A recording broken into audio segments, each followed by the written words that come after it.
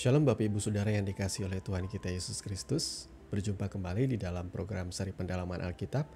Bersama saya Billy Elia yang akan menemani saudara selama kurang lebih 10-15 menit ke depan lewat pembacaan dan perenungan akan firman Tuhan, di mana kita akan membaca perikop demi perikop dimulai dari Perjanjian Baru. Kalau kemarin kita sudah membaca perikop yang pertama, kali ini kita akan memasuki perikop yang kedua dari Injil Matius pasalnya yang pertama ayat 18 sampai dengan ayat yang ke-25. Demikian firman Tuhan. Kelahiran Yesus Kristus. Kelahiran Yesus Kristus adalah seperti berikut. Pada waktu Maria, ibunya bertunangan dengan Yusuf, ternyata ia mengandung dari Roh Kudus sebelum mereka hidup sebagai suami istri. Karena Yusuf suaminya seorang yang tulus hati dan tidak mau mencemarkan nama istrinya di muka umum, ia bermaksud menceraikannya dengan diam-diam. Tetapi ketika ia mempertimbangkan maksud itu, malaikat Tuhan nampak kepadanya dalam mimpi dan berkata, "Yusuf anak Daud, janganlah engkau takut mengambil Maria sebagai istrimu, sebab anak yang di dalam kandungannya adalah dari Roh Kudus. Ia akan melahirkan anak laki-laki dan engkau akan menamakan dia Yesus, karena dialah yang akan menyelamatkan umatnya dari dosa mereka." Hal itu terjadi supaya genaplah yang difirmankan Tuhan oleh Nabi. Sesungguhnya anak darah itu akan mengandung dan melahirkan seorang anak laki-laki, dan mereka akan menamakan dia Immanuel, yang berarti Allah menyertai kita. Sesudah bangun dari tidurnya, Yusuf berbuat seperti yang diperintahkan malaikat Tuhan itu kepadanya. Ia mengambil Maria sebagai istrinya, tetapi tidak bersetubuh dengan dia sampai ia melahirkan anaknya laki-laki, dan Yusuf menamakan dia Yesus. Bapak Ibu Saudara, sebelum kita sama-sama merenungkan kebenaran firman ini lebih dalam, mari kita terlebih dahulu memohon pertolongan dan pimpinan Roh Kudus. Kita berdoa. Bapa, di dalam nama Tuhan Yesus, kami mengucap syukur untuk kebenaran firman yang baru saja kami baca. Sebelum kami sama-sama merenungkan, kami mohon Tuhan memimpin dan menyertai kami oleh kuat kuasa Roh Kudus-Mu, agar kami mengerti apa yang menjadi maksud dan kehendak Tuhan di dalam kehidupan kami. Di dalam nama Tuhan Yesus kami berdoa. Amin. Bapak Ibu Saudara yang dikasihi oleh Tuhan kita Yesus Kristus, dari nas pembacaan kita di kesempatan kali ini, yakni dari Matius pasal 1 ayat 18-25 tadi, kira-kira apa yang Bapak Ibu dapatkan? Kalau seandainya saudara ada mendapatkan rema yang berbeda dari yang saya sampaikan, saudara boleh sharing di kolom komentar, saudara boleh tulis di sana supaya kita bisa saling membangun iman kita, saling membagikan kesaksian dan renungan yang kiranya kita bisa saling memperlengkapi lah intinya. Nah, nas firman Tuhan mengenai kelahiran Yesus Kristus ini saya percaya sudah banyak kali saudara dengarkan, khususnya di momen atau hari-hari menjelang Natal ya. Nas firman Tuhan mengenai kelahiran Kristus itu adalah suatu hal yang wajib untuk dikhotbahkan. Bisa dikatakan ini adalah khotbah seremonial, dan memang saya setuju agar kita mengingat kembali bahwa Yesus Kristus betul-betul datang ke dunia ini menjadi anak manusia untuk menebus dosa umatnya. Nah, di nas pembacaan ini yang saudara dapatkan apa? Karena yang saya dapatkan, nas firman di dalam Injil Matius 1:18-25 ini lebih menekankan kepada pribadi seorang Yusuf. Bagaimana akhirnya ia dipilih oleh Tuhan menjadi ayah dari Yesus Kristus, dari suami dari Maria. Tentu Tuhan tidak sembarangan memilih orang yang akan dia pakai untuk ikut menyelesaikan akan rencana keselamatannya bagi dunia ini. Di sini saya juga belajar satu hal saudara ya, bahwa memang Tuhan memakai anak manusia untuk menyelesaikan maksud dan rencananya di dunia ini. Saudara, Tuhan turut bekerja dalam segala sesuatu untuk mendatangkan kebaikan bagi setiap orang yang dikasihinya. Saya tidak bosan-bosannya untuk menceritakan tentang sebuah cerita yang memang fakta ya, tentang seorang pastor atau seorang pendeta yang datang ke sebuah ladang jagung. Di situ ia ketemu dengan seorang petani dan mereka berbincang-bincang. Pendeta itu kagum karena berhektar-hektar lahan dari petani ini tumbuh jagung yang bagus dengan hasil yang sangat memuaskan. Lalu pastor ini berkata, luar biasa, kalau bukan Tuhan yang bekerja dan memberkati engkau, maka kamu tidak akan bisa mendapatkan hasil yang seperti ini. Petani itu ya tersenyum-senyum malu sambil berkata, iya Pak Pendeta, tetapi semuanya juga oleh karena saya. Karena kalau saya biarkan Tuhan yang bekerja sendirian, maka yang tumbuh di sini bukan jagung Pak, tapi semak belukar. Apa yang dikatakan oleh petani ini benar. Dia bukan sombong, karena memang seperti itulah makna dari Tuhan turut bekerja dalam hidup kita. Kita nggak bisa cuma doa-doa di rumah doang tanpa kita ada aksi atau bertindak. Bukan saya meremehkan doa, saudara ya. Saya menyadari bahwa banyak kali doa-doa saya yang dijawab oleh Tuhan secara instan itu biasanya adalah ketika saya ada di keadaan di ujung tanduk, di mana saya betul-betul membutuhkan pertolongan Tuhan dan saya sudah tidak punya kontrol lagi. Pada waktu itu mujizat terjadi, pertolongan terjadi secara instan. Misalnya katakanlah saya sedang sakit parah atau ada anak istri saya yang sedang mengalami suatu pergumulan yang pelik. Saya harus berdoa, bergumul, berseru kepada Tuhan. Biasanya ada pertolongan yang instan. Karena itu di luar kontrol kendali saya. Tapi ada hal-hal di mana saya harus bekerja bersama-sama dengan Tuhan. Contohnya, saya punya usaha, saya berdoa Tuhan berkati usaha saya. Dan ketika saya bekerja, Tuhan membukakan jalan. Sehingga ada orderan masuk. Saya harus kerjakan dengan segenap hati, dengan sebaik-baiknya. Sehingga semakin banyak pelanggan saya yang datang. Nah, itulah makna daripada Tuhan turut bekerja. Itu juga yang makna yang ada di dalam nas pembacaan kita di sini ya saudara ya. Bahwa Tuhan membutuhkan anak manusia untuk ia bisa menyelesaikan karya keselamatannya di dunia ini. Tuhan tidak bisa bekerja sendiri. Walaupun dia bisa saja bekerja sendiri.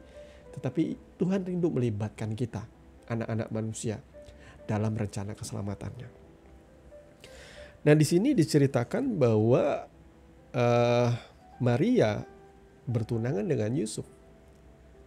Dan sebelum mereka hidup sebagai suami istri, ternyata Maria ini sudah mengandung. Dengan kata lain, ia sudah hamil, saudaraku. Jadi sekali lagi, nas ini lebih banyak ngomongin soal Yusuf. Bahwa ternyata dia adalah seorang pria yang gentle. Tidak salah Tuhan memilih dia. Karena ia membangun hidupnya sungguh-sungguh takut akan Tuhan. Sungguh-sungguh berpadanan dan hidup dalam kasih. Bahkan ketika ia tahu istrinya hamil sebelum ia menikah. Ia tidak langsung datang kepada imam besar. Lalu melaporkan keadaan istrinya yang hamil. Entah dengan siapa hamilnya. Karena saudara tahu sendiri kan, hukum Taurat itu keras. Kalau ada perempuan yang berzina saja, apalagi yang hamil di luar nikah, maka hukumannya jelas.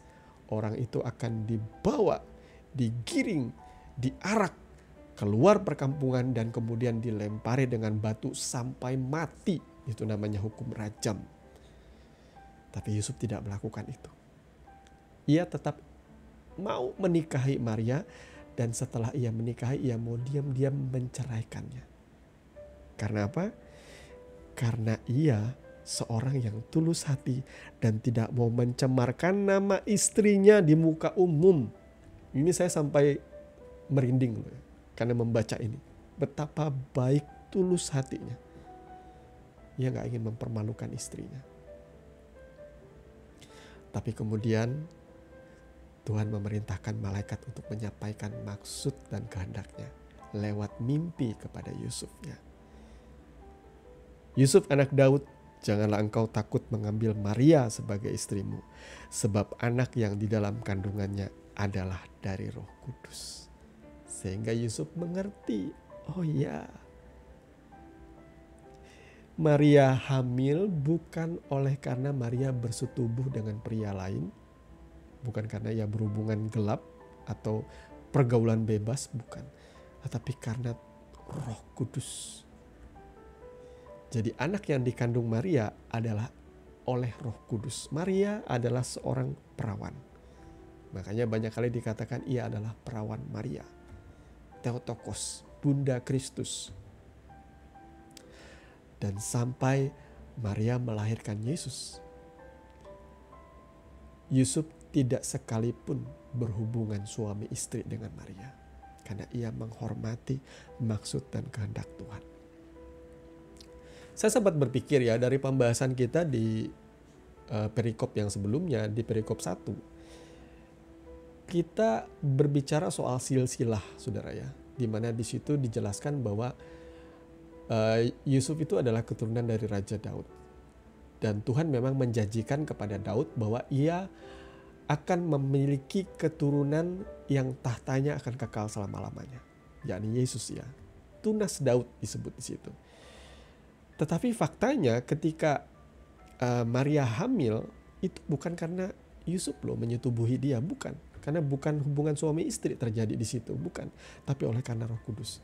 Berarti dengan kata lain kita bisa bilang sebenarnya Yusuf itu bukan ayahnya Yesus secara darah dan daging. Ya. Tetapi kenapa Tuhan mau tetap disebut sebagai keturunan Daud? Itu oleh karena ketaatan Yusuf. Yusuf saudaraku taat. Sekalipun ia tidak dalam posisi yang enak. Ya nggak jelas ya saudara ya. Kalau saudara disuruh menikahi perempuan yang hamil. Saudara seorang bapak, seorang laki-laki disuruh menikahi perempuan yang hamil dan bukan oleh karena saudara. Itu sesuatu pengorbanan yang luar biasa loh. Yusuf layak mendapatkan seorang perempuan perawan lain. Tetapi ia mau tetap setia, ia mau tetap melakukan apa yang menjadi maksud dan kehendak Tuhan dalam hidupnya. Akhirnya ia menikah dengan Maria, tetapi ia tidak bersetubuh sama sekali sampai lahirlah Yesus. Kemudian yang kedua, Yusuf disuruh untuk menamai anak yang lahir itu dengan nama Yesus. Sebenarnya nama Yesus dengan Yosua itu sama, saudara ya. Makanya banyak orang bilang nama Yesus itu dalam bahasa Ibrani adalah Yeshua HaMashiach. Yeshua Sang Mesias. Yang artinya Tuhan menyelamatkan. Tuhan penyelamat kita. Jadi saudaraku, Yesus betul-betul lahir menjadi anak manusia untuk menyelesaikan karya keselamatannya bagi setiap umat manusia yang percaya dan mau taat mengakui Kristus adalah Tuhan dan Juru Selamat. Tuhan Maha Pengampun, iya. Tapi masalahnya itu bukan soal pengampunan Tuhan, saudaraku. Manusia sudah jatuh dalam dosa. Dan manusia memiliki yang namanya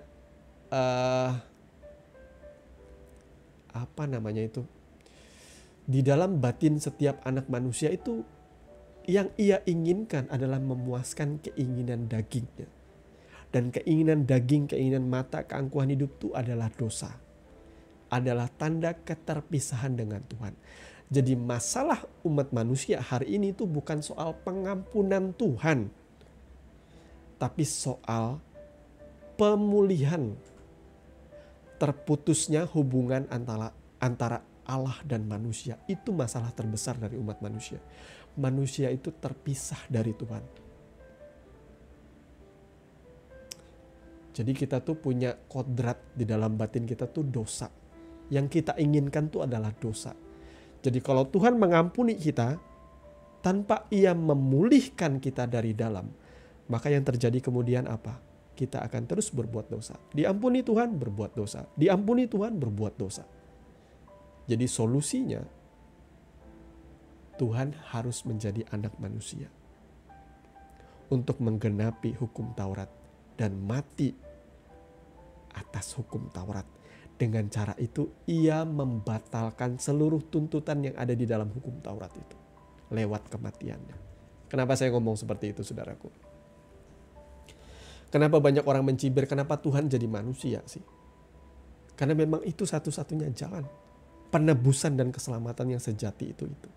Tidak cukup Tuhan bilang, aku mengampuni kamu, kamu masuk surga. Tidak bisa. Harus ada yang menggenapi Taurat itu. Dan harus ada seorang manusia yang sempurna, korban satu untuk selama-lamanya, yang gak bisa lagi seperti layaknya kambing domba itu. Kambing domba kalau kita berbuat dosa dikorbankan, diciprat darahnya, kita diampuni. Tapi kita berbuat dosa lagi, harus ada korban lagi. Dan Yesus harus datang menjadi anak manusia. Karena hukumnya itu tidak bisa dipandang enteng, saudaraku. Saya kasih analogi begini ya. Seandainya ada seorang anak presiden atau anak raja lah di sebuah negara yang mempunyai sistem pemerintahan kerajaan. Jadi raja ini menetapkan suatu undang-undang dan peraturan. Dan dia harus menghormati peraturan itu juga. Suatu kali anaknya melakukan suatu kejahatan yang berat. Karena anaknya tidak sanggup menguasai amarah, kebencian, emosi, anaknya akhirnya membunuh seseorang. Dan dalam aturan atau hukum negara atau kerajaan itu, anak ini wajib dihukum mati. Akhirnya dia ditangkap dan dia diadili. Saya mau tanya saudaraku, seandainya raja itu lalu berkata seperti ini, bebaskan anakku. Bebaskan anakku, karena dia adalah anakku. Gak bisa.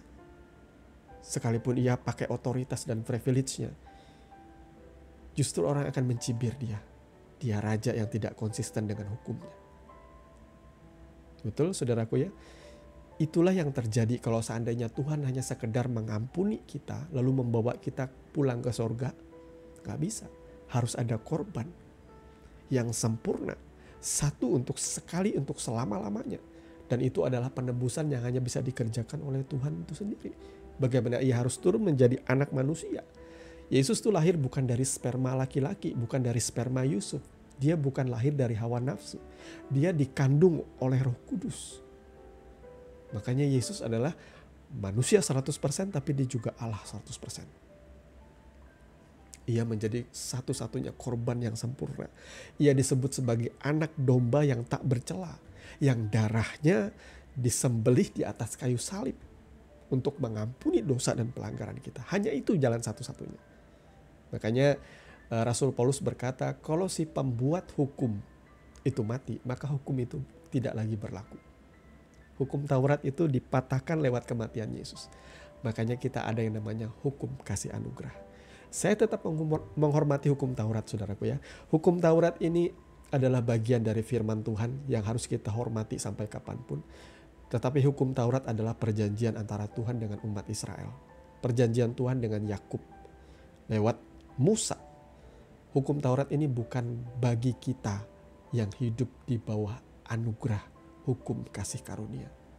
Jadi kalau saudara yang sudah ditebus oleh darah Yesus, sudah diselamatkan oleh anugerah, ngapain kembali kepada hukum Taurat? Hukum Taurat menyatakan dan menyingkapkan kepada kita mengenai dosa. Tetapi hukum Taurat itu sendiri tidak memiliki solusi bagaimana supaya kita terlepas dari dosa itu sendiri. Kita perlu Roh Kudus. Kita perlu mengakui Tuhan Yesus menjadi Tuhan dan Juru Selamat kita. Baru Roh itu akan Tuhan perintahkan hidup tinggal bersama kita. Memimpin kita di dalam kehidupan yang kudus, yang berkenan, yang sejati di hadapan Tuhan. Tuhan memberkati firman-Nya. Dan mari kita berdoa. Bapa, di dalam nama Tuhan Yesus, terima kasih untuk kebenaran firman-Mu yang sudah mengingatkan kami bahwa kami rindu memiliki karakter seperti layaknya Yusuf dan Maria yang rela berkorban, mengenyampingkan harga diri dan kepentingan mereka demi untuk menyelesaikan maksud dan rencana Tuhan. Kami menyadari saat mereka menerima rencana itu, Tuhan, itu bukan suatu hal yang mudah. Tetapi mereka tetap mau taat melakukannya. Ajar kami juga taat, Tuhan, kepada maksud dan rencana-Mu dalam kehidupan kami. Agar kami juga bisa menyelesaikan apa yang Tuhan kehendaki untuk kami selesaikan selama kami hidup di dunia ini. Terima kasih Bapa, di dalam nama Tuhan Yesus kami berdoa. Amin. Bapak Ibu Saudara yang dikasihi Tuhan, kita sudah sampai di penghujung dari program seri pendalaman Alkitab. Dan sebelum kita berpisah, sekali lagi kami ingatkan, bagi saudara-saudara yang rindu untuk bertumbuh bersama-sama dengan kami terus mengundang saudara untuk hadir di dalam setiap ibadah persekutuan kita bersama melalui platform YouTube ya setiap hari Senin, Rabu, dan Jumat pada pukul 18 waktu Indonesia Barat. Saudara boleh sama-sama membaca merenungkan firman Tuhan perikop demi perikop yang akan kita mulai dari perjanjian baru. Dan kalau saudara memiliki rema yang berbeda atau pengertian hikmat firman Tuhan yang berbeda yang saudara dapatkan dari setiap pembacaan kita, saudara boleh tulis di kolom komentar supaya kita boleh saling membangun, saling memperlengkapi, dan saling menguatkan. Akhirnya jangan lupa untuk mengikuti kami dengan cara menekan tombol subscribe dan nyalakan lonceng notifikasi supaya saudara tidak kelewatan video-video renungan firman Tuhan yang lainnya. Tuhan Yesus memberkati saudara. Sampai ketemu di next episode yang berikutnya. Kasih karunia menyertai saudara sekalian dan shalom.